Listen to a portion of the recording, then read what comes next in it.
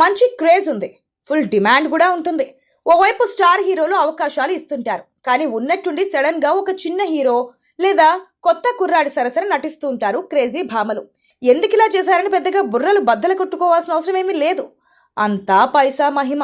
కళ్ళు చెదిరే పారితోషికం ఇస్తే హీరోతో సంబంధం లేకుండా ప్రాజెక్టులకు ఓకే చేస్తుంటారు హీరోయిన్స్. గతంలో సమంత ఒక సందర్భంలో ఇలానే చేసింది. ఇప్పుడు శ్రీలీల వంతు వచ్చింది. ఒక కొత్త హీరో సినిమాలో నటించేందుకు ఈ బ్యూటీ ఏకంగా 2.5 కోట్ల రూపాయలు తీసుకుందని టాక్. జూనియర్ అనే సినిమా చేసింది శ్రీలీల. గాలి జనార్దన్ రెడ్డి కొడుకు కిరీటి ఈ సినిమాతో హీరోగా పరిచయం అవుతున్నాడు. ఇందులో నటించేందుకు శ్రీలీలకు ఏకంగా 2,50,00,000 రూపాయలు పేమెంట్ ఇచ్చారనే టాక్ నడుస్తోంది. ఇది నిజం కావచ్చు కూడా, ఎందుకంటే శ్రీలీల ప్రస్తుతం ఫుల్ డిమాండ్లో ఉంది. తెలుగు, తమిళ సినిమాల్లో స్టార్ హీరోలతో నటిస్తోంది. అటు బాలీవుడ్లో కూడా అడుగుపెట్టింది. ఇలాంటి టైంలో కిరీటి సరసన నటించడానికి అంగీకరించిందంటే భారీగానే ముట్ట చెప్పి ఉంటారు. గతంలో సమంత విషయంలో కూడా ఇలాగే జరిగింది. అప్పుడే సినీ పరిశ్రమలోకి ఎంటర్ అయిన బెల్లంకొండ సాయి శ్రీనివాస్ సరసన నటించేందుకు ఆమె కళ్ళు చెదిరే పారితోషికం అందుకుంది. ఒక దశలో ఆమెకు బ్లాంక్ చెక్ ఇచ్చారనే ప్రచారం కూడా నడిచింది.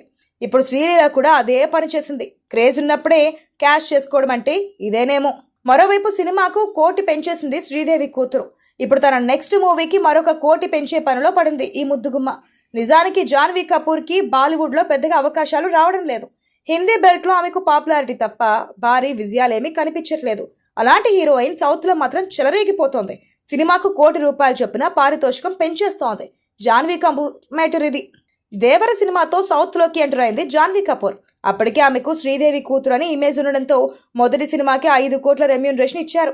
అలా భారీ పారితోషికంతో ఇండస్ట్రీలోకి అడుగుపెట్టిన జాన్వీ తన తదుపరి చిత్రానికి మరొక 1 కోటి రూపాయలు పెంచింది. రామ్ చరణ్తో పెద్ద సినిమా చేస్తోంది జాన్వీ కపూర్. ఈ సినిమాకు ఆమె 6 కోట్ల రూపాయలు పారితోషికం తీసుకుంటూ పోతుందని ప్రచారం ఉంది. ఇప్పుడు తన నెక్స్ట్ మూవీకి మరొక 1 కోటి పెంచే ఆలోచనలో పడిందట ఈ ముద్దుగుమ్మ. అల్లు అర్జున్ అట్లీ సినిమా కోసం కూడా జాన్వీ కపూర్ను అనుకుంటున్నారట. ప్రస్తుతం రెమ్యూనరేషన్ దగ్గరే చర్చలు ఆగినట్లు తెలుస్తోంది. ఎందుకంటే అట్లీ, బన్నీ పారితోషికాలతో ఈ సినిమా బడ్జెట్ ఇప్పటికే చుక్కల్ని తాకింది. ఇది కాకుండా మెయిన్ హీరోయిన్ దీపికా పదుకోన్కు దాదాపు 22 కోట్ల రూపాయల రెమ్యూనరేషన్ ఇచ్చినట్లు వార్తలు వచ్చాయి. ఇలాంటి టైంలో మిగతా హీరోయిన్లకు కూడా పెంచుకుంటూ పోతే ఎలా? అందుకే బేరాలు సాగుతున్నాయి. జాన్వీకి మాత్రం తగ్గేలా కనిపించడం లేదు.